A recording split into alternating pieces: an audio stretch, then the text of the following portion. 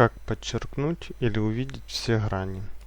Например, у нас есть такой объект, нам его сложно увидеть, особенно если мы его посмотрим снизу, он у нас сливается. Чтобы мы его увидели, мы можем активировать Cavity и тут выбрать, например, Wood или Boss. Тогда мы можем регулировать разные параметры, чтобы нам было или четче видно, или где-то было затемнение, или где-то было больше света.